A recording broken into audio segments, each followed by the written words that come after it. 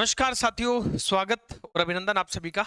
चलिए अब हम बात करते हैं आज अपने अगले बिंदु पर। और आज का अपना जो अगला बिंदु है वो अपन बात करने वाले हैं गति, क्योंकि हमने बल के बारे में बात कर ली थी। और बल के बाद अब अपना अगला जो पॉइंट है वो है गति। हेडिंग लगा लीजिएगा, मोशन, गति। मोशन की हम बात करेंगे, गति की हम बात करेंगे। देखिए गति वास्तव में होती क्या है। अगर हम देखें कि गति की परिभाषा हम क्या कहें, तो हम कह सकते हैं कि कोई वस्तु है और वो वस्तु जो है उसकी स्थिति समय के साथ क्या हो रही है, परिवर्तित हो रही है। यानी कोई वस्तु अभी यहाँ है, कुछ समय बाद वो यहाँ आ गई, कुछ समय बाद वो यहाँ आ गई, कुछ समय बाद वो यहाँ चली गई। जैसे आप मोटरसाइकिल लेकर निकलते हो तो आप कुछ समय पहले घर पर थे, लेकिन अगले 1-2 मिनट के अंदर आप अपने स्टैंड पे होंगे। फिर उसके 1-2 मिनट बाद आप और आगे होंगे। से हर एक सेकंड, मिनट क्या, हर सेकंड पे आप आगे बढ़ते जा रहे हैं। यानी आपकी जो स्थिति है, वस्तु की जो स्थिति है, उसमें क्या होता जा रहा है, परिवर्तन होता जा रहा है। तो समय के साथ साथ वस्तु की स्थिति में होने वाला ये जो परिवर्तन है, यही क्या कहलाता है, गति कहलाता है। परिभाषा लिखिए, समय के साथ साथ, समय के साथ साथ वस्तु की, वस्तु की स्थिति में, वस्तु की स्थिति में होने वाला परिवर्तन, में होने वाला परिवर्तन, होने वाला परिवर्तन ही क्या कहलाता है, गति कहलाता है। क्या कहलाता है, गति कहलाता है। ठीक है, तो हमने गति की परिभाषा लिखी कि कोई वस्तु है, वो प्रत्येक सेकंड पर अगर मान लीजिएगा उसका स्थान बदल रहा है, तो हम कहेंगे कि वो क्या कर रही है, गति कर रही है। तो यानी कि गति का मतलब क्या हो गया कि प्रति सेकंड वस्तु के स्थान में होने वाला परिवर्तन ही क्या कहलाता है, गति कहलाती है। अब यदि हम गति के प्रकार देखें साथियों,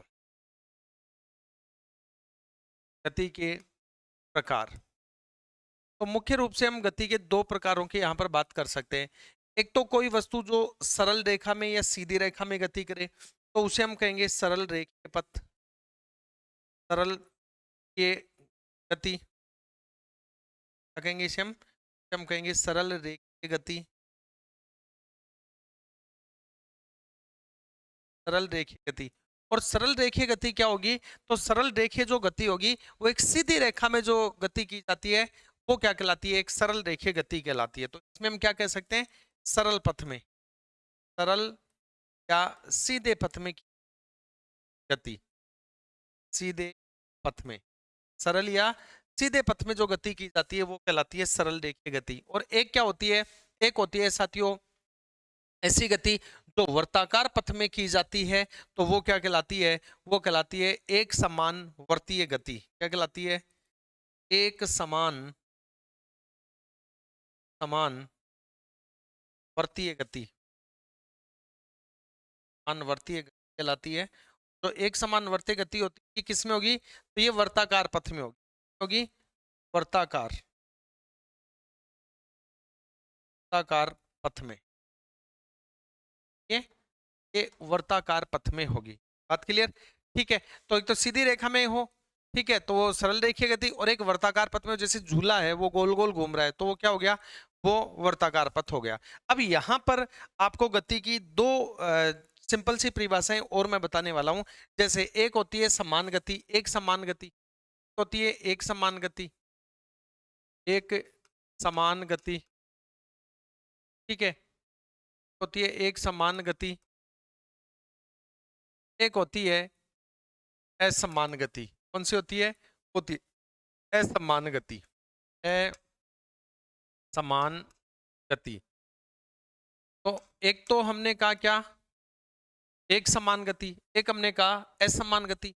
एक समान गति का मतलब क्या है, एक समान गति का मतलब है कि किसी सेकंड आप एक सेकंड में 50 मीटर दूर गए, अगले सेकंड में भी आप 50 मीटर दूर गए, उससे अगले सेकंड में भी आप 50 मीटर दूर गए, उससे अगले सेकंड में भी आप 50 मीटर दूर गए। यानी प्रत्येक एक सेकंड पर आप 50-50 मीटर जा रहे हैं फॉर एग्जांपल। यानी एक फिक्स दूरी आप तय कर रहे हैं प्रति सेकंड, तो वो क्या हो जाएगी, एक समान गति।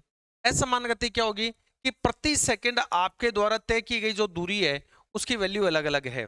जैसे किसी सेकंड आपने 50 मीटर दूरी तय की, किसी सेकंड में आप 30 मीटर दूरी तय कर पाए, किसी सेकंड आपने 40 मीटर दूरी तय की। ठीक है, तो वो क्या कहलाती है कि प्रति सेकंड अलग अलग दूरी तय कर रहे हैं आप, तो वो कहलाती है असमान गति। जैसे भीड़ भाड़ वाली रोड है, अब भीड़ भाड़ वाली रोड पर गाड़ी चल रही है तो कभी आप तेज चलाओगे, कभी धीरे चलाओगे, फिर ब्रेक लोगे, फिर पहले गियर में, फिर दूसरे में। ठीक है, यानी कि प्रति सेकंड जो दूरी तय की जा रही है वो क्या है, अलग अलग है, वो असमान गति कहलाती है। तो एक समान गति में क्या होगा, प्रति सेकंड, प्रति सेकंड तय की जाने वाली, प्रति सेकंड तय की जाने वाली, प्रति सेकंड तय की जाने वाली दूरी यदि निश्चित है, क्या है तो इसे एक समान से एक समान गति कहते हैं, से एक समान गति कहते हैं। ठीक है, और यदि प्रति सेकंड तय की जाने वाली दूरी निश्चित नहीं है, क्या लिखो, प्रति सेकंड, प्रति सेकंड तय किए जाने वाली, तय किए जाने वाली, प्रति सेकंड तय किए जाने वाली दूरी यदि निश्चित नहीं है, नहीं है,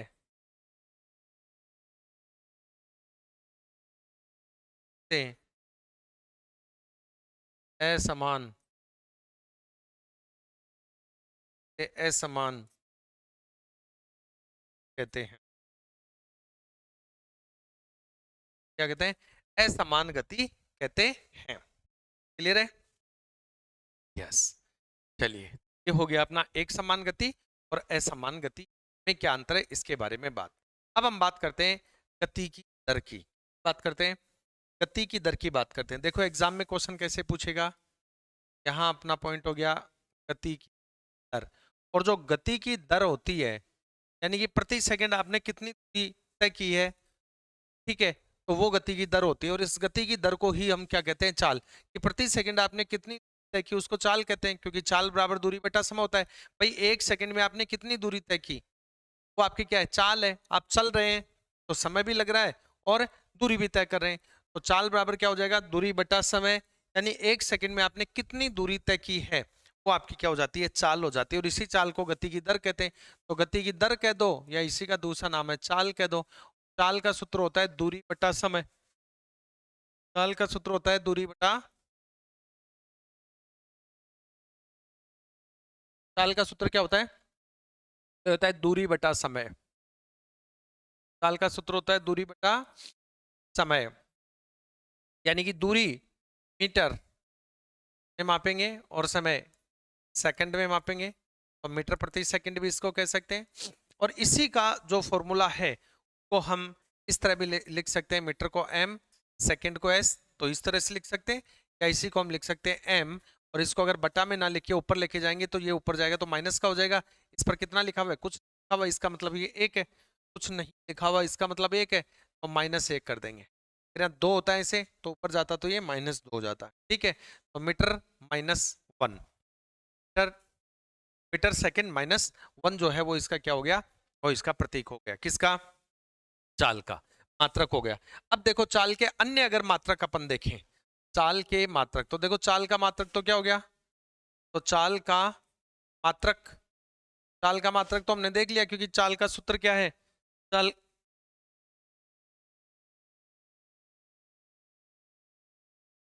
ठीक है, तो चाल, चाल का जो है, रहने दो, रहने दो बेटा। चाल का जो सूत्र है, चाल का फॉर्मूला हो गया दूरी बटा समय, तो दूरी के लिए मीटर, समय के लिए सेकंड, तो मीटर बटा सेकंड, या इसको ऐसे लिख सकते हैं या ऐसे लिख सकते हैं, ये सूत्र हो गया, तो मीटर सेकंड माइनस वन। अब चाल के अगर अन्य मात्रक अपन देखें, तो चाल के अन्य मात्रक, काल के अन्य मात्रक, काल के अन्य मात्रकों की बात करें तो अन्य मात्रकों में एक होता है जो है वो है सेंटीमीटर प्रति सेकंड। क्या है? सेंटीमीटर प्रति सेकंड, सेंटीमीटर प्रति सेकंड। भाई मीटर, मीटर से छोटा सेंटीमीटर, इसकी जगह मीटर की जगह सेंटीमीटर काम मिले, मीटर प्रति सेकंड, तो इसको क्या लिखेंगे? सीएम, सेंटीमीटर प्रति सेकंड। या इसी को हम लिख सकते हैं सीएम, ऊपर लिखेंगे एस माइनस वन लिख देंगे, ठीक है, सीएम एस माइनस वन।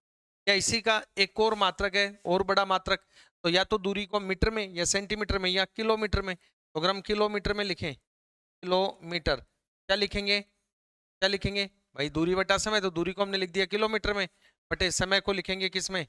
समय को किस में लिखेंगे भाई? समय को लिखेंगे घंटा में।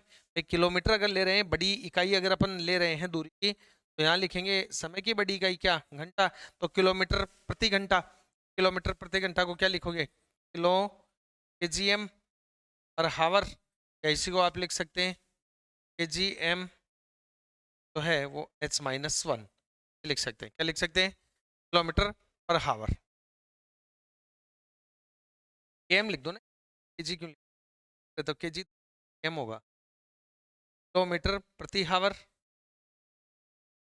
तो लिख सकते हैं किलोमीटर हावर माइनस वन, ठीक है। तो मोस्टली जो है वो स्मॉल लेटर में लिखते हैं, चेंज कीजिए, हावर को स्मॉल लेटर में लिखने का तरीका यही था, एच माइनस वन।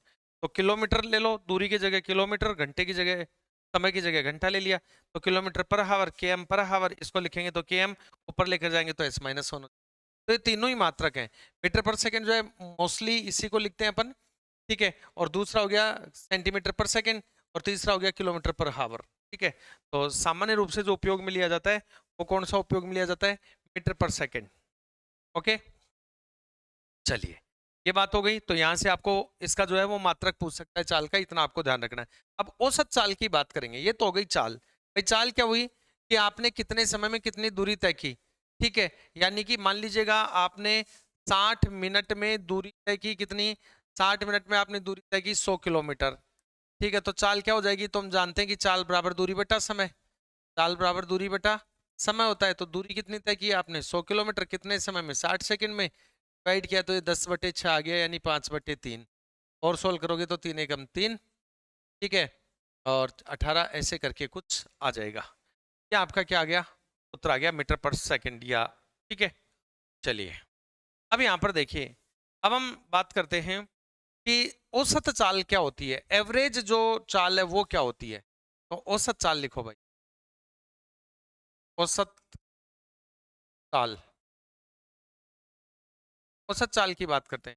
औसत चाल का फॉर्मूला क्या है कि भाई आप थोड़ी दूर चले, ठीक है, तेज चले, फिर मान लो आप धीरे चल रहे हैं, फिर तेज चल रहे हैं, फिर रुक गए थोड़ी देर, फिर आप चले, ठीक है। तो ये क्या हो गई? आपके द्वारा कुल कितनी दूरी तय की गई, और वो पूरी दूरी तय करने में कितना समय लगा, बस इसी का डिवाइड क्या कहलाता है? औसत चाल कहलाता है। तो औसत चाल क्या होगी कि कुल तय की गई दूरी बटा कुल समयावधि, कुल तय की गई दूरी बटा कुल समयावधि जो है वो क्या कहलाती है? औसत चाल कहलाती है। औसत चाल क्या हो जाएगी? कुल तय की गई, तो नहीं जाना, कुल तय की गई दूरी, आपने कुल दूरी कितनी तय की, और वो पूरी दूरी तय करने में आपको समय कितना लगा, ठीक है। तो कुल लगा समय क्या होगा? कुल समयावधि, कुल समयावधि, कुल समयावधि, ठीक है। तो कुल तय की गई दूरी बेटा कुल समयावधि क्या कहलाती है? इधर जाओ आप, ठीक है, जाओ, छोटे बच्चे इधर जाएंगे, यस।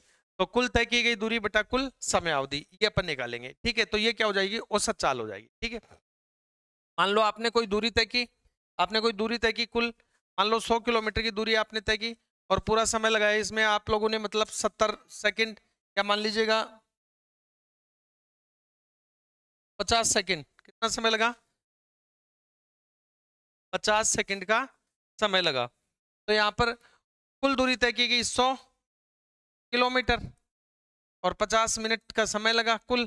तो ये लो भाई, कितना आ गया? 2। तो क्या आ जाएगी ये? मिनट में, पर मिनट आपने 2 किलोमीटर की दूरी तय की है, ये क्या हो जाएगी, औसत चाल हो जाएगी कि आपकी औसत चाल जो है वो 2 मिनट में 1 किलोमीटर है। ठीक है, चलिए अब देखो यहां पर हम बात करते हैं, एक फॉर्मूला आपको दे दे, जैसे चाल बराबर आपको पूछे तो v/t, ये ध्यान रखना। जैसे मैं यहां लिख देता हूं, ठीक है, कि यदि एक वस्तु t समय में s दूरी तय करती है, यदि एक वस्तु t समय में s दूरी तय करती है, s दूरी तय करती है, तो चाल क्या होगी भाई, तो इसकी चाल क्या होगी, चाल सब बता देंगे, चाल बराबर दूरी बटा समय होता है, जानते हैं चाल बराबर क्या होता है, दूरी बटा समय होता है। तो दूरी कितनी तय की इसने, एस दूरी तय की, कितने समय में, टी समय में, तो चाल बराबर, चाल को लिखेंगे v वेलोसिटी से, चाल को लिखेंगे v, तो लिख सकते हैं v बराबर s बटे टी, बराबर s बटे टी, बराबर s बटे टी जो है ये क्या हो गया, वेग हो गया इसका, चाल हो गई, सॉरी क्या हो गई, चाल। तो आपको इस तरह से वो कह देगा कि कोई वस्तु इतने समय में इतनी दूरी तय करी तो उसकी चाल निकालो, तो चाल बराबर दूरी बटा समय, दूरी में समय का भाग दे देना, क्या आ जाएगी, चाल आ जाएगी, क्या आ जाएगी, चाल आ जाएगी, चाल। अब जैसे मान लो आप लोगों को जो है वो मैथमेटिकल क्वेश्चन पूछ ले, ठीक है, आप लोगों को मैथमेटिकल क्वेश्चन पूछ ले, मैथमेटिकल क्वेश्चन कैसे पूछेगा, जैसे आपसे पूछ ले कि यदि एक वस्तु, जैसे एग्जांपल, यदि एक वस्तु, एक वस्तु, ठीक है, कोई वस्तु है, कोई पिंड है, वो 16 मीटर की दूरी तय कर रहा है, एक वस्तु 16 मीटर की दूरी 4 सेकंड में, 4 सेकंड में तय करता है, तय करती है, तय करती है, ठीक है, और पुनः दोबारा से यही वस्तु, पुनः यह वस्तु, पुनः यह वस्तु 16 मीटर की दूरी, 16 मीटर की दूरी 2 सेकंड में तय करती है, 2 सेकंड में तय करती है, यानी वस्तु वही है, एक बार आप मार्केट गए बाइक लेकर, 4 सेकंड में 16 मीटर पहुंच गए, दूसरी बार आप गए तो 2 सेकंड में ही 16 मीटर पहुंच गए, इसका मतलब पहली बार 16 मीटर जाने में 4 सेकंड का समय लगा, दूसरी बार 16 मीटर जाने में समय लग रहा है 2 सेकंड का, मतलब समय कम लग रहा है। और सबको पता है कि समय कम कब लगेगा, जब आपकी चाल ज्यादा होगी, तेज होगी, वेग ज्यादा होगा, तो जब वेग ज्यादा होता है, चाल ज्यादा होती है, तो समय कम लगेगा, यही तो मतलब हुआ।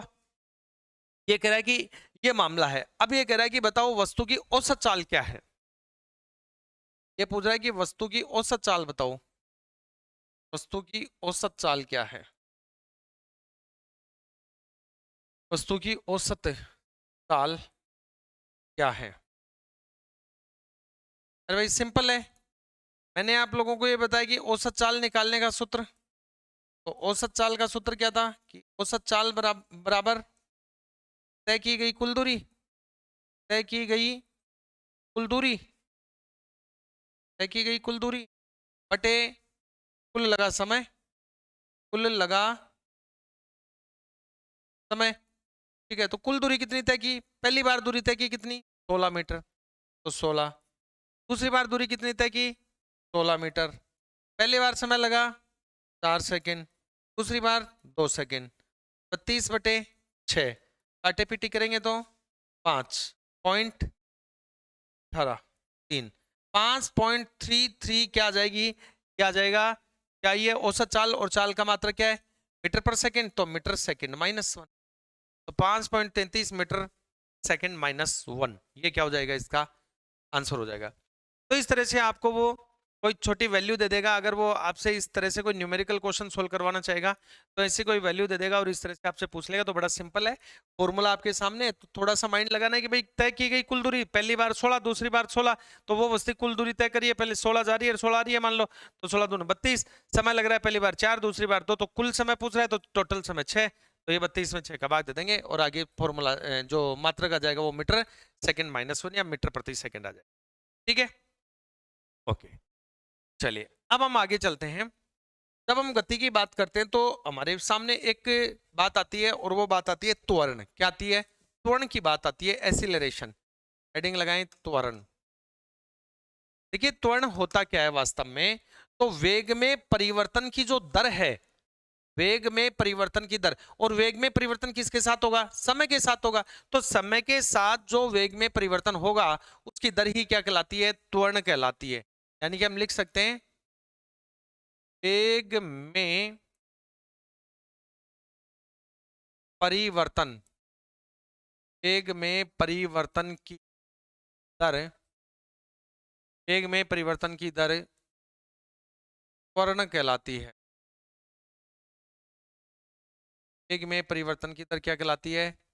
तो वेग में परिवर्तन की दर कहलाती है साथियों त्वरण। अब इसको कैसे लिखेंगे? तो त्वरण को तो हम लिखते हैं ए से, त्वरण को लिखते हैं ए से, एसिलरेशन बराबर v माइनस यू बटा टी। आप कहेंगे साहब ये क्या आ गया, कहां से आ गया? v का मतलब है वस्तु का अंतिम वेग, वस्तु का अंतिम वेग, और u होता है वस्तु का प्रारंभिक वेग, वस्तु का प्रारंभिक, का प्रारंभिक वेग। और क्या है समय किस में?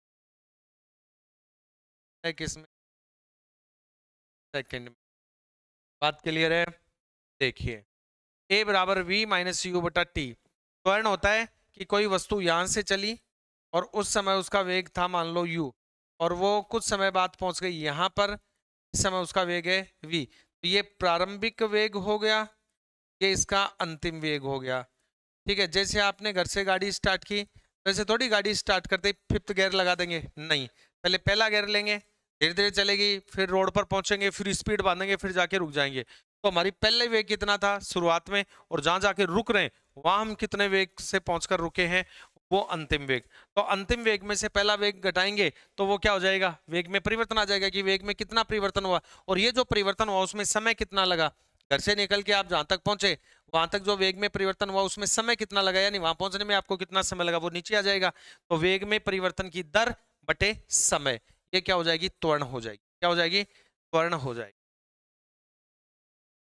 क्या हो जाएगा? त्वरण। और त्वरण का आपको अगर मात्रक पूछे तो त्वरण का मात्रक,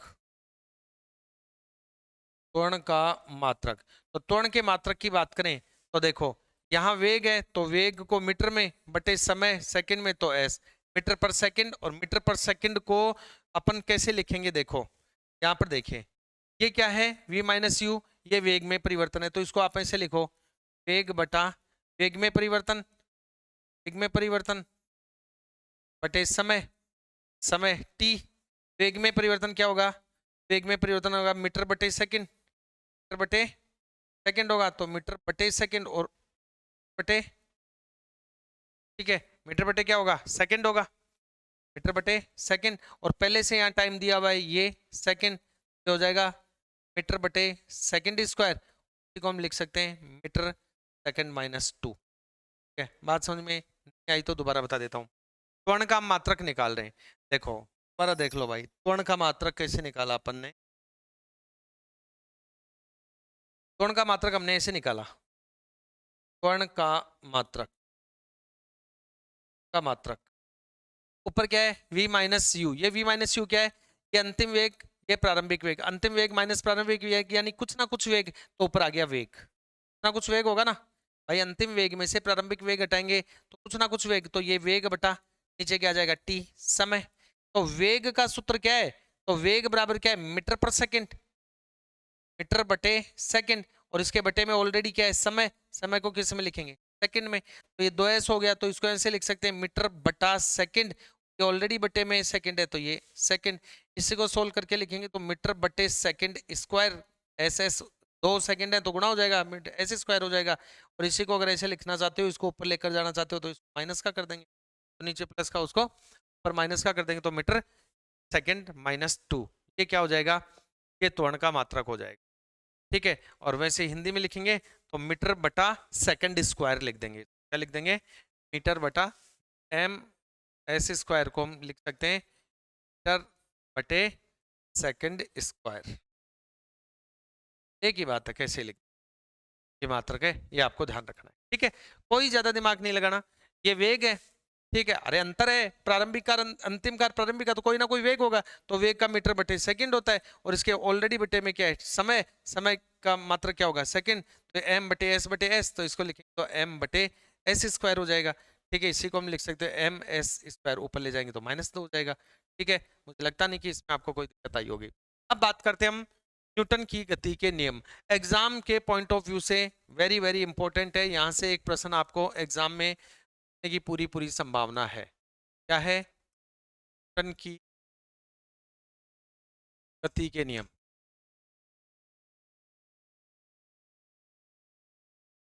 ठीक है। तो न्यूटन के गति के नियम देखेंगे अपन। न्यूटन के गति के नियम की जगह क्या कर दो, न्यूटन के गति के नियम। अब न्यूटन के गति के नियम में प्रथम नियम की हम बात करते हैं, सबसे पहले बात करेंगे, हम सबसे पहले बात करेंगे साथियों प्रथम नियम की। प्रथम नियम, और जो न्यूटन की गति का पहला नियम है, आपको सीधे सट याद रखना है एग्जाम के दृष्टिकोण से। इसे क्या कहते हैं, तो आप ध्यान रखना, इसे जड़त्व का, इसे जड़त्व का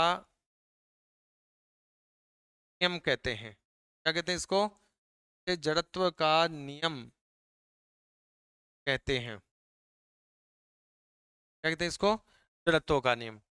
तो न्यूटन की गति का जो पहला नियम है, इसे जड़त्व का नियम कहते हैं। जड़त्व का नियम ये कहता है कि यदि कोई वस्तु स्थिर है तो वह स्थिर ही रहना चाहती है, और यदि कोई वस्तु गतिशील है तो वह गतिशील ही रहेगी, जब तक कि उस पर हम कोई बाह्य बल ना लगा दें। क्या कहा मैंने, कि यदि कोई वस्तु गति कर रही है तो वो गति ही करती रहेगी, यदि कोई वस्तु स्थिर है तो वो स्थिर ही रहेगी। गति करने वाली वस्तु तब तक नहीं रुकेगी जब तक उस पर बाहर से कोई बल ना लगाएं, और जो स्थिर रखी हुई वस्तु है वो गति तब तक नहीं करेगी जब तक कि बाहर से उस पर बल ना लगाएं। यानी बल जब तक नहीं लगेगा तो ना तो गतिशील वस्तु स्थिर अवस्था में आएगी और ना स्थिर वस्तु गतिशील अवस्था में आएगी। तो पहला जो नियम है जड़त्व का नियम, ये कहता है कि कोई वस्तु स्थिर है तो स्थिर ही रहेगी और गतिशील है तो गतिशील ही रहेगी, जब तक कि उस पर कोई बाहर से बल ना लगा दिया जाए, ठीक है। अब देखिए, यहां पहले इस परिभाषा को लिख लो, इस नियम के अनुसार लिखो, यदि यदि कोई वस्तु वस्तु कोई वस्तु गतिशील है तो गतिशील ही ही रहेगी, और यदि वस्तु स्थिर है, वस्तु स्थिर है तो वह स्थिर ही रहेगी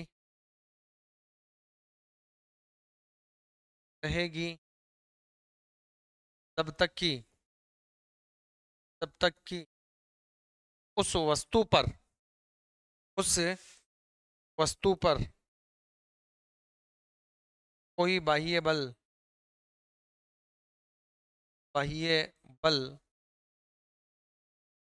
ना लगा दिया जाए। हाँ हाँ, ठीक है, तब तक कि उस वस्तु पर कोई बाह्य बल ना लगा दिया जाए। मतलब ये हुआ, कोई वस्तु रखी है तो जब तक आप धक्का नहीं लगाओगे, बल नहीं लगाओगे, वो हिलेगी नहीं। चलती हुई गाड़ी की अगर ब्रेक लगाकर बल लगाकर उसको रोकोगे नहीं तो वो रुकेगी नहीं, ठीक है। अब यहां से एग्जाम में जो चीजें आपको पूछता है, वो पूछता है सीधा सट इनके उदाहरण। तो आपसे सीधा कहेगा कि भाई न्यूटन की गति का जो पहला नियम है, इसके क्या बताओ, मेरे को उदाहरण बताओ। क्या पूछेगा, उदाहरण पूछ लेगा। देखो यहाँ पर उदाहरण, तो पहले नियम को क्या कहते हैं, जड़त्व का नियम। जड़त्व यानी जड़ पकड़ गया है ना, तो गतिशील है तो गतिशील ही रहेगी, स्थिर है वस्तु तो स्थिर ही रहेगी जब तक कि बाहर से कोई बल ना लगाए। ये पहला नियम है, इसे जड़त्व का नियम कहते हैं। इसके उदाहरण अगर हम देखें तो अचानक से ब्रेक लगाने पर, पहला एग्जाम्पल लिखो, अचानक से ब्रेक लगाने पर अचानक से ब्रेक लगाने पर बस में बैठे बस में बैठे यात्रियों का बस में बैठे यात्रियों का आगे की ओर बैठे यात्रियों का आगे की ओर झुकना, आगे की ओर ना। ठीक है, देखो ये बस है। अब भाई साहब बस जो है वो चल रही है, गति कर रही है, तब एक बस कर रही है, बस गति कर रही है। ओके, अब बस गति कर रही है तो उसके साथ साथ हम भी गति कर रहे हैं। बस गति है तो उसके साथ साथ है वो क्या कर रहे हैं, गति कर रहे हैं। अब ड्राइवर ने क्या किया, अचानक से लगाया ब्रेक। ड्राइवर ने क्या किया साथियों, ड्राइवर ने अचानक से क्या किया, ड्राइवर ने अचानक से ब्रेक लगाया। जैसे ही ब्रेक लगाएगा तो ब्रेक किसके लगाए, तो ब्रेक लगाए भाई साहब बस के, ना कि हमारे। तो हम बस के अंदर बैठे हैं, बस गति कर रही है और हम भी उसके साथ साथ गति करें। ब्रेक लगे हैं बस के ब्रेक लगे, हमारे नहीं लगे। तो गति कर रहे तो गति करते ही रहना चाहते हैं, तो हम आगे की ओर जाए। बस के ब्रेक लगे हैं, हमारे नहीं लगे, इसलिए सीट बेल्ट होता है कि जैसे ही ब्रेक लगे तो हम आगे की ओर ना जाएं, इसलिए सीट बेल्ट का प्रयोग किया जाता है। ठीक है, ऐसे ही गत्ते पर रखा सिक्का,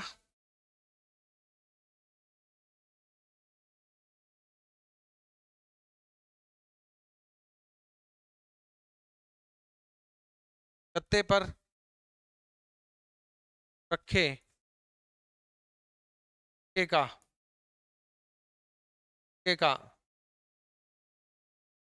गत्ते को खींचने पर, गत्ते को खींचने पर गिलास में गिना, गिलास में ना। हमने क्या किया, हमने एक गिलास लिया, इस गिलास के ऊपर हमने एक गत्ता रख दिया, गत्ते पर हमने एक सिक्का रख दिया। हमने क्या किया भाई, हमने गत्ते को खींचा, हमने किसको पुल किया, हमने गत्ते को पुल किया। हमने गत्ते को खींचा है ना कि सिक्के को, हमने गत्ते को खींचा है ना कि सिक्के को। तो गत्ता जैसे ही खींचेगा तो गत्ता गति करेगा, ये सिक्का तो स्थिर था पहले, तो स्थिर रहना चाहता है तो सिक्का सीधा कहाँ गिर जाएगा, गत्ता निकल जाएगा और सिक्का यहीं रहेगा तो सीधा कहाँ गिर जाएगा, गिलास के अंदर गिर जाएगा। ये क्या है, जड़त्व का नियम है। क्या है, जड़त्व का नियम है। सिक्का स्थिर था, स्थिर ही रहना चाहता है। ठीक है, आपने खींचा किसको, आपने खींचा गत्ते को, गत्ते ने गति की, लेकिन उस पर रखा हुआ सिक्का तो स्थिर था ना, पहले स्थिर रहना चाहता है तो वो वहीं की वहीं रहा, गत्ता निकल गया वो वहीं रहा तो कहाँ गिर गया, नीचे जाकर गिलास में गिर गया। इसके अलावा कंबल को, कंबल को लटकाकर, कंबल को लटकाकर डंडे से पीटने, डंडे से पीटने पर धूल के कणों का कंबल से अलग होना, के अलग होना। ठीक है, इस स्थान पर हम ना, हम क्या करेंगे, इस स्थान पर हम कंबल के मारेंगे तो यहाँ कंबल थी उसके कण थे, जैसे हमने चोट मारी तो कंबल यहाँ जहां पर ये डंडा जाकर भिड़ेगा वहां से कंबल यूं पीछे की ओर जाएगा, लेकिन वो कण यहीं रहना चाहेंगे तो कंबल चला गया पीछे, कण रह गए आगे तो वो हट जाएंगे, अलग हो जाएंगे। इसी प्रकार डाल को हिलाने पर फलों का गिरना, पौधे की डाल को हिलाने पर, डाल को या डाली को हिलाने पर, डाल को हिलाने पर फलों का नीचे, फलों का, डाल को हिलाने पर फलों का गिरना। मैंने डाल को हिलाया, फल को नहीं लाया, डाली को हिलाया तो डाली तो हिलेगी लेकिन फल वहीं स्थिर है तो वहीं रहना चाहता है, तो जैसे ही डाली आगे जाएगी फल वहीं रहेगा, तो वो फल का जो जिस भाग से फल टहनी में लटका हुआ है वो टूट जाएगा और फल नीचे गिर जाएगा। तो ये सारे के सारे एग्जाम्पल किसके हैं, ये सारे के सारे एग्जाम्पल जो हैं वो न्यूटन के गति के प्रथम नियम के, न्यूटन के गति के प्रथम नियम के सारे एग्जाम। ठीक है, चलो आगे चलते हैं। अब बात करते हैं अपन न्यूटन की गति के दूसरे नियम की बात करते हैं साथियों। न्यूटन की गति के दूसरे नियम की बात करते हैं। हेडिंग लगाएं, दूसरा नियम। नियम न्यूटन की गति का नियम की हम बात करते हैं। ये जो दूसरा नियम है ये कहलाता है संवेग संरक्षण का नियम। क्या कहलाता है ये कहलाता है संवेग संरक्षण का नियम। संवेग संरक्षण का पहला नियम क्या था? जड़त्व का नियम। नियम का नाम क्या है? संवेग संरक्षण का नियम। जड़त्व का नियम क्या कहता है? वस्तु स्थिर है तो स्थिर रहना चाहती है, गतिशील रहेगी जब तक कि उस पर कोई बाह्य बल ना लगा दिया जाए। संवेग संरक्षण का जो नियम है ये दूसरे नियम का नाम है। लेकिन सबसे पहले संवेग क्या होता है हमें ये तो पता होना चाहिए। लिख तो दिया संवेग, लेकिन संवेग है क्या? देखिए जो संवेग होता है ना, इसको हम रिप्रेजेंट करते हैं पी से। किससे लिखते हैं इसको? पी से लिखते हैं। और इसके ऊपर हमने एक तीर का चिन्ह लगाया। तीर का चिन्ह लगाने का मतलब है ये सदिश राशि है। क्या है? सदिश। जिन राशियों के ऊपर इस तरह से तीर का चिन्ह लगाते हैं आगे करता हुआ, का मतलब होता है वो सदिश राशि, यानी उस राशि को प्रकट करने के लिए, दर्शाने के लिए, बताने के लिए हमें दिशा भी साथ में बतानी पड़ेगी कि उत्तर दक्षिण पूर्व पश्चिम ऊपर नीचे दाएं बाएं आगे पीछे, ये बताना पड़ेगा। ठीक है। और संवेग जो हमने कहा एक संवेग संरक्षण, तो पहले संवेग जानना चाह रहे हैं। संवेग क्या है? तो संवेग बराबर होता है द्रव्यमान गुणा वेग। क्या होता है? द्रव्यमान। द्रव्यमान का मतलब होता है मास m गुणा वेग। वेग यानी वेलोसिटी। यानी कोई वस्तु है, आपकी मोटरसाइकिल है, उसमें 200 किलो वजन है, ठीक है, और आप उसको चला रहे हैं तो वो आगे की ओर चल रही है। कितने वेग से? मान लो 60 किलोमीटर प्रति घंटा के वेग से। तो 200 किलो वजन है वो तो उसका m हो गया, वो 60 की स्पीड से चल रही है वो उसका वेग हो गया। तो 200 गुणा 60, 200 गुणा 60, यही तो मतलब हुआ उसका वजन और उसका वेग दोनों का गुणा कर देंगे तो 200 गुणा 60 कर देंगे मान लीजिएगा फॉर एग्जांपल। तो ये क्या हो गया? 1200 हो गया, 12,000 हो गया। ठीक है, तो ये 12,000 क्या आ गया? ये 12,000 उसका संवेग आ गया। और इस संवेग को हमेशा किस में लिखेंगे? संवेग को किलोग्राम मीटर प्रति सेकंड में दर्शाएंगे। ये तो बात क्लियर हो गई कि संवेग का मतलब क्या है कि किसी वस्तु का द्रव्यमान वजन कितना है उसको गुणा कर दो, वो वस्तु कितने वेग से चल रही है। आपकी गाड़ी में मान लीजिएगा 1000 किलो वजन है और वो 40 की स्पीड से चल रही है, तो 1000 गुणा 40 करेंगे तो वो जो वैल्यू आएगी वो आएगी आपकी संवेग, और इसका मात्रक होगा किलोग्राम मीटर प्रति सेकंड। तो यहाँ पर लिखो संवेग का मात्रक। संवेग का मात्रक। संवेग का मात्रक क्या होता है? द्रव्यमान को मापेंगे किलोग्राम, द्रव्यमान को मापेंगे किलोग्राम में। ठीक है, में मापेंगे किलोग्राम में, मापेंगे किलोग्राम मीटर, किलोग्राम, और वेग को मापेंगे मीटर पर सेकंड में, मीटर बटे सेकंड में। ठीक है, किलोग्राम मीटर पर सेकंड। द्रव्यमान को किलोग्राम में, वेग को क्या बांटेंगे? वेग को चाल बटे समय, तो दूरी बटा समय, वेग को तो दूरी के लिए मीटर और नीचे बटे सेकंड, और ये गुणा है तो ये गुणा आ गया। इसी को आप लिख सकते हो केजी मीटर पर सेकंड, या इसी को हम क्या लिख सकते हैं? तो इसी को हम लिख सकते हैं केजी मीटर। एस को ऊपर लेकर जाना चाहते हो तो माइनस लिख कर दो, केजी मीटर। ठीक है, S-1। तो किलोग्राम मीटर प्रति सेकंड, ये आपको ध्यान रखना है, ये संवेग का मात्रक है। मान लीजिए मैं चल रहा हूँ इस तरह से, मेरे अंदर मान लीजिएगा 75 केजी वजन है और मैं 10 की स्पीड से चल रहा हूँ, तो 75 गुणा 10 कितना हो गया? 75 गुणा 10 यानी कि 750 किलोग्राम मीटर पर सेकंड। ये क्या आ गया? मेरा संवेग हो गया। ये किसी वस्तु का क्या हो गया? संवेग हो गया। ठीक है, आगे ये लगा देना आपको, जो भी वैल्यू आई उसके आगे किलोग्राम मीटर पर सेकंड आपको इसका मात्रक लगा देना। ठीक है, तो यहाँ पर संवेग का मतलब क्या हुआ? संवेग का मतलब हो गया, या फिर यहाँ पर देखिए जो चीजें हो रही हैं दूसरे नियम में जिसे हम संवेग संरक्षण का नियम कह रहे हैं, यहाँ पर संवेग परिवर्तन जो है वो लगाए गए बल और वस्तु के विस्थापन की दिशा में होता है। संवेग में जो परिवर्तन हो रहा है वो किधर हो रहा है? वस्तु पर लगाए गए बल और उसका विस्थापन। मान लीजिएगा यहाँ एक गाड़ी है और मैं उसके धक्का लगा रहा हूँ, तो मैंने बल लगाया, मैंने बल लगाया आगे की ओर और वस्तु जा रही है आगे की ओर, तो जो यहाँ पर संवेग परिवर्तन होगा वो किधर होगा? तो संवेग परिवर्तन इसी दिशा में होगा। किस दिशा में? जिस दिशा में आपने बल लगाया है और जिस दिशा में वस्तु का विस्थापन हो रहा है। मान लीजिएगा ये वस्तु है, आप इसके बल इधर लगा रहे हैं तो वस्तु आगे जानी चाहिए, लेकिन वस्तु जा रही है ऊपर की ओर, तो इसका मतलब यहाँ पर कार्य नहीं हो रहा है। तो आपने जिस दिशा के अंदर बल लगाया उसी दिशा में वस्तु विस्थापित हो रही है, तो उसी दिशा में संवेग परिवर्तन होता है। तो आपसे पूछे कि संवेग परिवर्तन की दिशा क्या होती है, तो संवेग परिवर्तन हमेशा उसी दिशा में होता है जिस दिशा में हमने बल लगाया है और जिस दिशा में वस्तु का विस्थापन हो रहा है। क्लियर? चाहो तो आप लिख सकते हैं कि संवेग परिवर्तन सदैव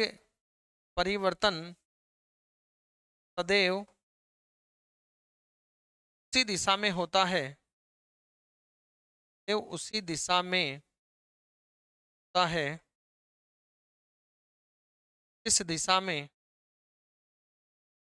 इस दिशा में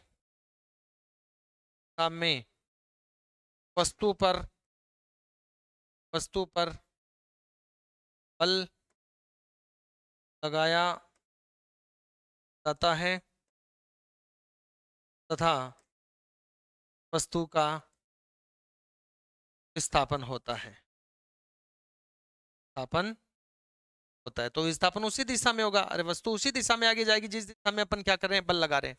वस्तु उसी दिशा में आगे जाएगी जिस दिशा में हम क्या कर रहे हैं, बल लगा रहे हैं। तो आपसे संवेग परिवर्तन पूछे तो संवेग परिवर्तन लगाए गए बल व वस्तु के विस्थापन की दिशा में ही होता है।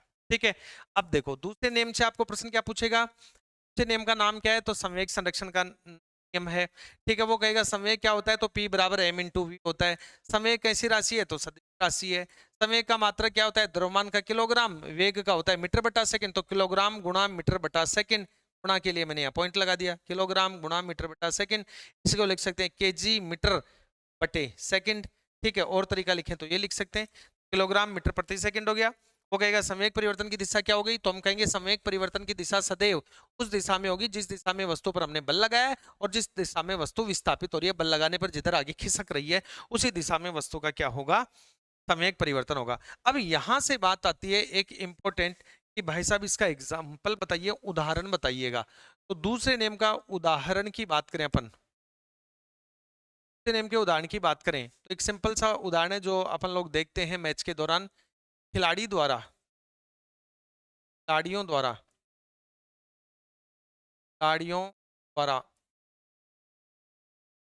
कैच पकड़ते समय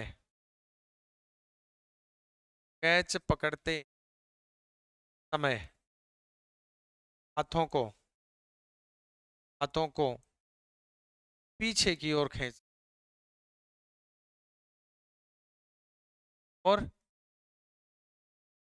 खींचना और खींचना। एक इसका उदाहरण है, ये उदाहरण है अपने गति के दूसरे नियम का, न्यूटन के गति के दूसरे नियम का ये क्या हो गया उदाहरण। तो जैसे बॉल पकड़ते तो यूं नहीं पकड़ेंगे, यूं पकड़ेंगे हाथ वहीं रखेंगे तो यहाँ से बहुत ज्यादा जो है वो चोट लगेगी। लेकिन जैसे अपन पकड़ते हैं तो हाथ यूं इस तरह से, कैच को जैसे ही पकड़ते हैं तो हाथ पीछे की ओर लेकर जाते हैं, वो संवेग संरक्षण कहलाता है। का नियम संवेग संरक्षण का नियम है। उदाहरण है कैच पकड़ते समय खिलाड़ियों के द्वारा हाथों को पीछे की ओर खींचना। संवेग को रिप्रेजेंट करते हैं पी से। संवेग एक सदिश राशि है और संवेग बराबर होता है द्रव्यमान गुणा वेग, और संवेग का मात्रक होता है किलोग्राम मीटर बटे सेकंड। क्लियर? ये बातें आपकी क्लियर हो गई। अब तीसरे नियम की बात करते हैं, और तीसरा नियम क्या है तो वो सबको पता है, वो है क्या प्रतिक्रिया का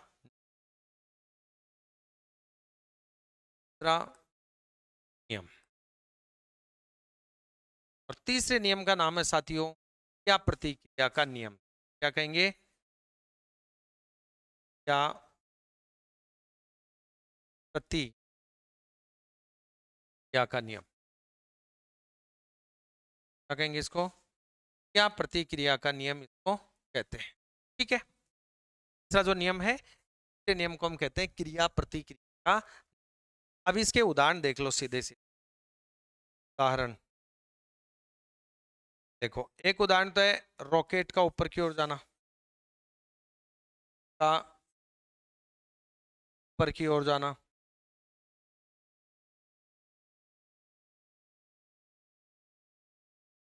देखो रॉकेट में पीछे वाले भाग पे जो इंजन है वहां से गैसें तीव्र वेग से बाहर निकलती हैं। जब पीछे की ओर गैसें निकलती हैं तो रॉकेट थ्रस्ट फोर्स जो है वो फील करता है, धक्के बल का अनुभव करता है और किधर जाता है, आगे की ओर जाता है। इसके अलावा बंदूक से गोली दागने पर कंधे पर धक्का लगना, बंदूक से गोली दागने पर, बंदूक से गोली दागने पर कंधे पर पीछे की ओर धक्का लगना, कंधे पर पीछे की ओर का लगना। ठीक है, तो गोली आगे की ओर जाएगी तो धक्का वो पीछे की ओर लगाएगी। ऐसे ही नाव का आगे की ओर चलना, नाव का आगे की ओर और चलना। भाई आप चंपू से पानी क्या करेंगे, चप्पू से पानी पीछे करेंगे, पानी पीछे करेंगे लेकिन नाव आगे जाएगी। तो ये क्या है, ये क्रिया प्रतिक्रिया के नियम है। ठीक है, तो ये सारे क्या हो गए, क्रिया प्रतिक्रिया के नियम के उदाहरण हो गए, नोट कर लो। तो ये थे अपने न्यूटन की गति के नियम। तो हमने गति की बात कर ली और गति के नियमों के बारे में हमने बात कर ली। अब आगे हम जो बात करने वाले हैं वो अपना एक छोटा सा टॉपिक पर हम बात करने वाले हैं, तो है साथियों कार्य और ऊर्जा। ये अगर आपने नोट कर लिया है तो हम आगे बढ़ते हैं और अब हम बात करेंगे कार्य और ऊर्जा, वर्क एंड एनर्जी के बारे में हम चर्चा करने वाले। ठीक है, चलिए हेडिंग लगाइए, कार्य एवं ऊर्जा। कार्य, वर्क एंड ऊर्जा, एनर्जी। वर्क एंड एनर्जी, कार्य एंड, कार्य और ऊर्जा की अगर हम बात करें कार्य और ऊर्जा की अगर हम बात करें, सबसे पहले देखिए कार्य होता क्या है। वास्तव में हम कार्य देखें, कार्य क्या है, तो कार्य होता है बल गुणा विस्थापन। कार्य की परिभाषा क्या है, कार्य की परिभाषा है बल गुणा विस्थापन। आपने एक गाड़ी को धक्का लगाया और वो गाड़ी आगे की ओर खिसकी, इसका मतलब आपने कार्य किया। आपने कितना भी धक्का लगा लिया, पसीना निकाल लिया, लेकिन गाड़ी टस से मस 1 इंच भी नहीं हिली, इसका मतलब आपके द्वारा किया गया कार्य शून्य है। कार्य ये कहता है कि भाई साहब आपने जो बल लगाया ना, उस बल से वस्तु आगे खिसकनी चाहिए, उसमें विस्थापन होना चाहिए। तो कितना तो आपने बल लगाया है और कितनी वस्तु खिसकी है, 1 मीटर, 2 मीटर, 1 किलोमीटर, जितनी भी खिसकी है, दोनों का गुणा, यानी आपके द्वारा लगाए गए बल का गुणा, बल और बल लगाने पर उस वस्तु में कितना विस्थापन हुआ है, वो आगे कितनी दूरी तय की है, उन दोनों का गुणा जो है वो क्या कहलाता है, कार्य कहलाता है। हम जानते हैं कि बल का मात्रक न्यूटन है, ठीक है, और विस्थापन का हो जाएगा मीटर। चलिए अब यहाँ पर देखिए, हम ये कहें कि इसका मात्रक अगर अपन देखें तो यूं भी लिख सकते हैं ना, कार्य बराबर डब्लू, एफ इंटू, इसको हम वहां एस लिख रहे, एस लिख दो इसको, ठीक है, एस लिख दो, विस्थापन को एस भी लिख दो, कई जगह अपन एक्स से भी इसको रिप्रेजेंट किया है अपन ने। तो बल गुणा विस्थापन। अब मात्रक की बात करें, अगर हम कार्य का मात्रक देखें तो आप सबको सिंपली याद होना चाहिए कि कार्य का मात्रक होता है कार्य का मात्रक क्या होता है साथी, कार्य का मात्रक क्या है, जूल होता है। ये भी ध्यान रखना, 1 किलो जूल के अंदर 1000 जूल होती है, ये मतलब जूल। आपसे कहे 1000 जूल बराबर क्या होता है, तो हम कहेंगे 1000 जूल में 1 किलो जूल होता है। या उल्टा कहे कि 1 किलो जूल में कितने जूल होते हैं, 1 किलो जूल में 1000 जूल होते हैं। तो 1000 जूल मिलकर 1 किलो जूल बनाते हैं, ठीक है। यस, अब कार्य करने की जो दर होती है उसको क्या कहते हैं, यहाँ हम लिखेंगे शक्ति। हम क्या लिखेंगे, शक्ति लिखेंगे। शक्ति क्या होती है, कार्य करने की दर, कार्य करने की, कार्य करने की दर क्या कहलाती है, शक्ति कहलाती है, शक्ति कहलाती है। कार्य करने की दर क्या कहलाती है, तो कार्य करने की दर शक्ति कहलाती है।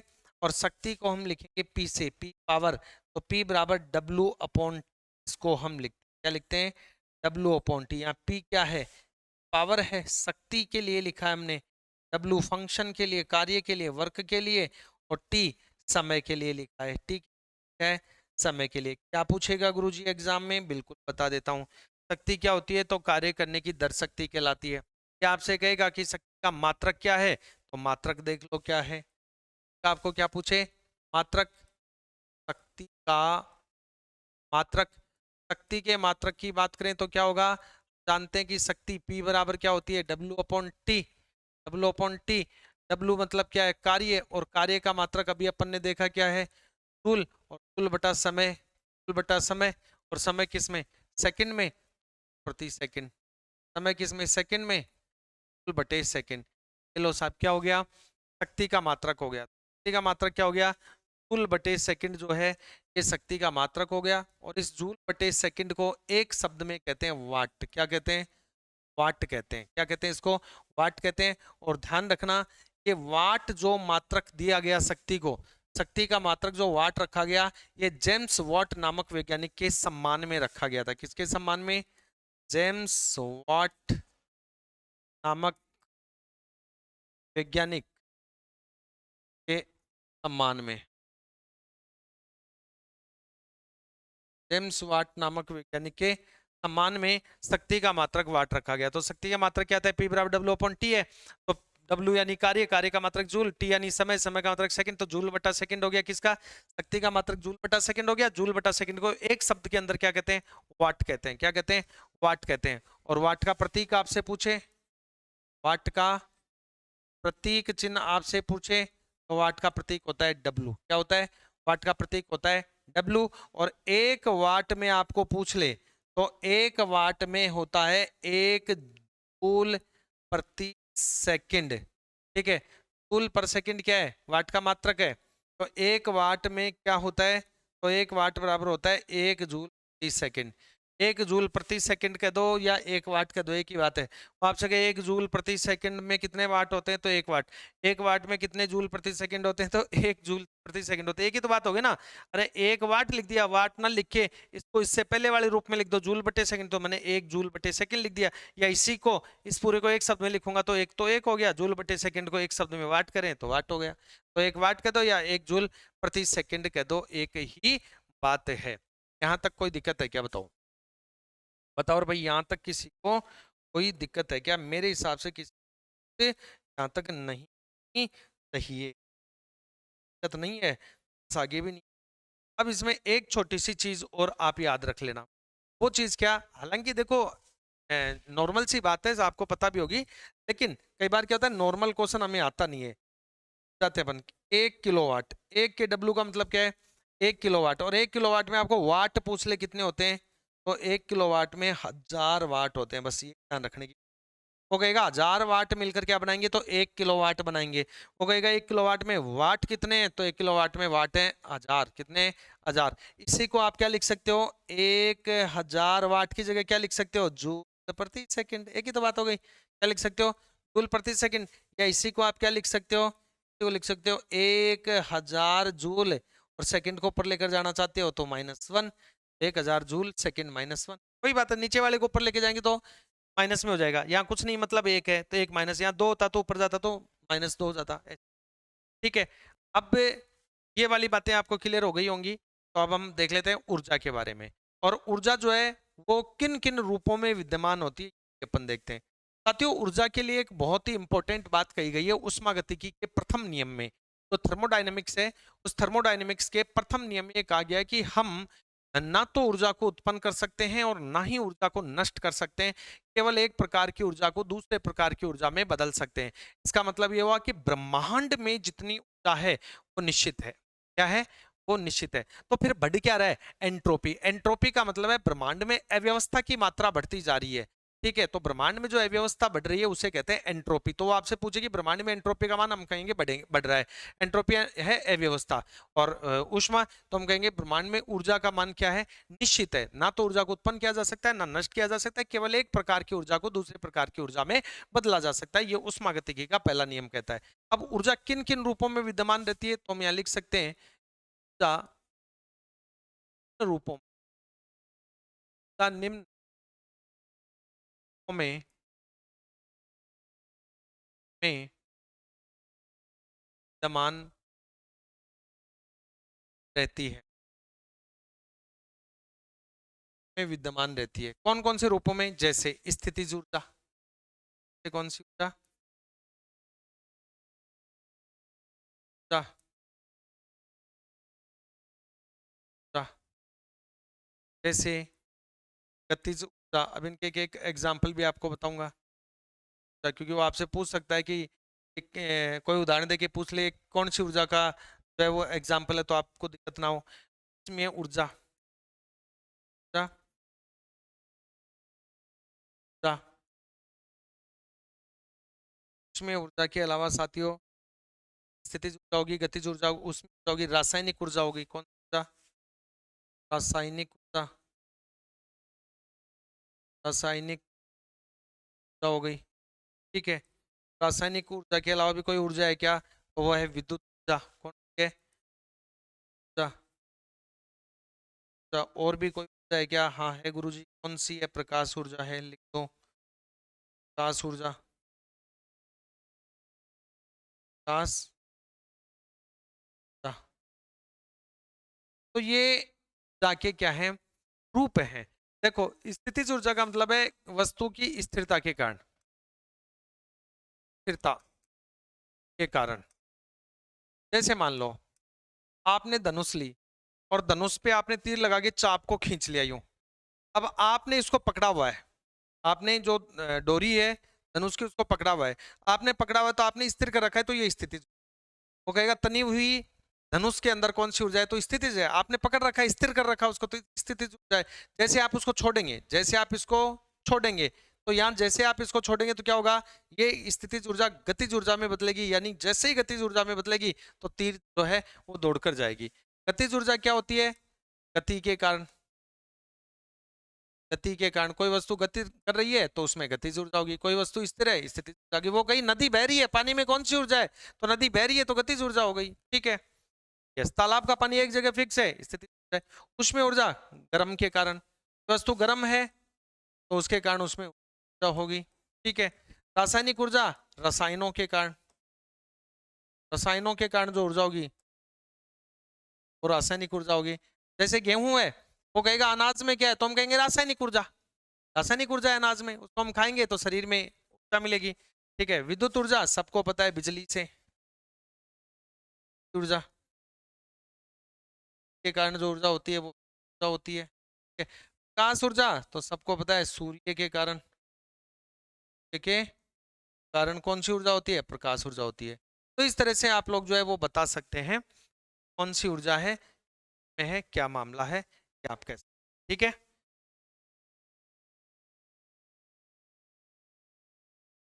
हो गया। चलो अब एक लास्ट बात और आप लोगों को मैं यहाँ बता देता हूँ ऊर्जा के विषय में। ऊर्जा का व्यावसायिक मात्रक, हेडिंग लगाएंगे ऊर्जा का व्यावसायिक, ऊर्जा का व्यावसायिक मात्रक। ऊर्जा के व्यावसायिक मात्रक की बात करते हैं, और ऊर्जा का व्यावसायिक मात्रक बड़ा ही सिंपल है, किलोवाट हावर है। क्या है? Kilowatt hour. ध्यान रखना, 1 किलोवाट हावर अगर आपसे पूछ ले भाई साहब इसमें इसका मामला क्या है, 1 किलोवाट आवर का मतलब क्या है? तो 1 किलोवाट आवर का मतलब है कि 1 किलोवाट गुणा 1 हावर, 1 घंटा। 1 किलोवाट बराबर 1 किलोवाट हावर बराबर 1 किलोवाट गुणा 1 घंटा। ठीक है। इसको हम लिख सकते हैं 1 किलोवाट। तो 1 किलोवाट में वाट कितने होंगे भाई? 1 किलोवाट में वाट होंगे 1000। 1 किलोवाट में वाट कितने होंगे? 1000 वाट। कितने होंगे? 1000 वाट गुणा यहाँ पर 1 आवर में सेकंड कितने होंगे? तो 1 घंटे में 60 मिनट, 1 मिनट में 60 सेकंड, तो ये 3600 सेकंड हो गए टोटल। 1 घंटे में कितने हो गए? 3600 सेकंड। जब इनको मल्टीपल करेंगे तो 36000 वाट इंटू समय, watt sorry watt into second, watt into second होगा। ठीक है। अब यहाँ देखिए इसको लिखने का एक तरीका होता है, 1 2 3 4 5, 5 तो ये जीरो रही और एक ही यहाँ ले लेंगे, ये हो गया 10 की घात 6। यहाँ पर 3.6 लिख देंगे, ये इसको लिखने का तरीका होता है। 3.6 तो लिख सकते हैं 3.6 गुणा 10 की घात 6, और इसको डायरेक्ट लिख दो भैया, जूल है, कोई दिक्कत नहीं है, सीधा क्या लिख दो? ठीक है, जूल लिख दो। तो ये जो आ गया ये क्या है, ये 1 किलोवाट है। तो 1 किलोवाट हावर में कितने जूल होते हैं वो आपसे ये पूछ ले, यही ध्यान रखना। 1 किलोवाट हावर में कितने जूल होते हैं, तो 3.6 × 10⁻⁶, या ये लिख देना 36 लाख हो गए ना, इकाई, दहाई, सैकड़ा, हजार, 10,000, लाख, 36, ठीक है, 36 लाख। लेकिन इसको लिखने का तरीका ये है सही, ठीक है। तो 1 किलोवाट हावर में 3.6 × 10⁻⁶ क्या होते हैं, जूल होते हैं। और जो मात्रक है ना वो यही है, व्यावसायिक मात्रक है 1 किलोवाट हावर, यही व्यावसायिक मात्रक है। ऊर्जा का व्यावसायिक मात्रक क्या है, 1 किलोवाट हावर है। इसी को कहते हैं 1 यूनिट। क्या कहते हैं, कहते हैं ना गर्मी हमारी 10 यूनिट आ गई इस बार, तो 1 यूनिट का मतलब है 1 किलोवाट हावर, यानी कि 3.6 × 10⁻⁶ जूल, ये मतलब हुआ उसका। तो व्यावसायिक मात्रक कौन हो गया ऊर्जा का, 1 किलोवाट हावर हो गया। 1 किलोवाट हावर को ही क्या कहते हैं, 1 यूनिट कहते हैं। 1 किलोवाट हावर का वैल्यू कितना जूल होती है, तो 3.6 × 10⁻⁶ जूल होती है। क्लियर। और एक लास्ट बात, ऊर्जा व्यय की गणना करना। आखिरी बात, ऊर्जा व्यय की गणना करना। ऊर्जा व्यय की गणना करना, ऊर्जा व्यय की गणना करना। देखो आप कोई डिवाइस काम में ले रहे हैं और वो कितनी बिजली खपत करेगी, तो इसके लिए एक फॉर्मूला काम में लेते हैं, ये ध्यान रखना पहले क्या। तो व्यय बराबर, ऊर्जा व्यय बराबर है वाट टू घंटा दिन बटे 1000, ठीक है। ये तो फॉर्मूला हो गया। अब मैं ये एग्जांपल लिख रहा हूँ। एग्जांपल, एक मंजन छड़, मंजन छड़, मंजन छड़ का मतलब पानी गर्म करने वाली रोड। एक निमंत्रण छड़ है, रोजाना, रोजाना 1 घंटा, 1 हावर, 1 हावर उपयोग में ली जाती है, उपयोग में ली जाती है। मान लो आप पानी गर्म करते हैं, 1 घंटे पानी गर्म ली जाती है, जो कि 1500 वाट की, 1500 वाट की है। बताएं, बताएं यह जनवरी, जनवरी माह में, माह में कितने यूनिट कितने विद्युत व्यय करेगी, या कितने यूनिट व्यय करेगी, निकालना है। देखो सूत्र क्या है, वाट, वाट कितना है इसका 1500, ये निकाल रहे हैं। घंटा कितना है रोजाना, 1 घंटा, कितने दिन, जनवरी। अब यही खास बात है, यहाँ से आपको ध्यान रखना है। वाट भी आपको दिया हुआ है, घंटा भी दिया गया है। यहाँ पर या तो वो आपको सप्ताह बोल देगा तो 7 दिन लिखना है, महीना ओनली महीना बोले, कोई स्पेशल महीने का नाम नहीं ले तो 30 दिन ही लिखना है। लेकिन वो जनवरी बोल दे तो जनवरी में 30 दिन होते हैं। वो आपको कहते हैं फरवरी, क्या कहते हैं फरवरी, तो फरवरी में 28 दिन। लेकिन वो कोई लीप वर्ष की फरवरी, कोई ऐसा वर्ष लिख दे कि वर्ष फरवरी वर्ष इतने में, तो उसमें ये देख लेना कि उस फरवरी में 29 दिन तो नहीं है। लीप वर्ष होगा तो 29 दिन होंगे। सामान्य फरवरी बोले तो 28 दिन, ठीक है। मार्च बोलेगा 31 दिन, अप्रैल में 30 दिन। तो ये चीज थोड़ा ध्यान रखना, ये टाइम वाला कि वो क्या चीज बोल रहा है, ठीक है। तो यहाँ वाट इंटू घंटा इंटू दिन कितने हो गए, तो जनवरी में बट्टे क्या आ जाएगा 1000, 1000 आ जाएगा। क्या 1 2, 1 2 कट गए, 5 से काटा तो 2, 5 3 15, 5 3 15, ठीक है। ये ऊपर आ गया 3 × 1 × 31/2, सोल्व करेंगे तो आ जाएगा 3 और 3 3 9, यही तो आया, 3 एकम 3, 3 9 बटे 2, काटेंगे तो क्या गया 4 आ गया, क्या गया 6.5,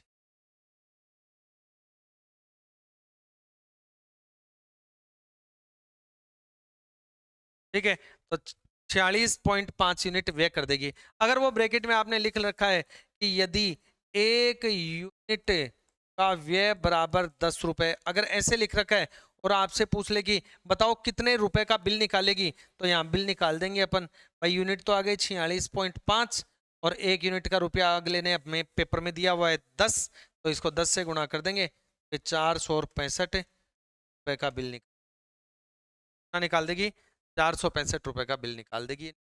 ठीक है, तो इस तरह से ये आपका गति हो गया, न्यूटन की गति के नियम हो गए, कार्य हो गया, ऊर्जा हो गई। इससे पहले वाले पोर्शन के अंदर मैंने आप लोगों को बल करवा दिया, तो बल, गति, कार्य और ऊर्जा आपके टॉपिक पूरे हो जाते हैं। और बायोलॉजी वाले में आपको मैंने तंत्रिका और समन्वय करवा दिया, किसी ने नहीं देखा तो देख लेना। चैनल पर नए हैं तो चैनल को सब्सक्राइब कर लीजिएगा। फॉलो कर सकते हैं आप मुझे एग्जाम क्रांति 4.0 के टेलीग्राम चैनल पर, और प्ले स्टोर पर जाकर एग्जाम क्रांति 4 का ऐप भी आप इंस्टॉल कर सकते हैं साथ। ठीक है, थैंक यू।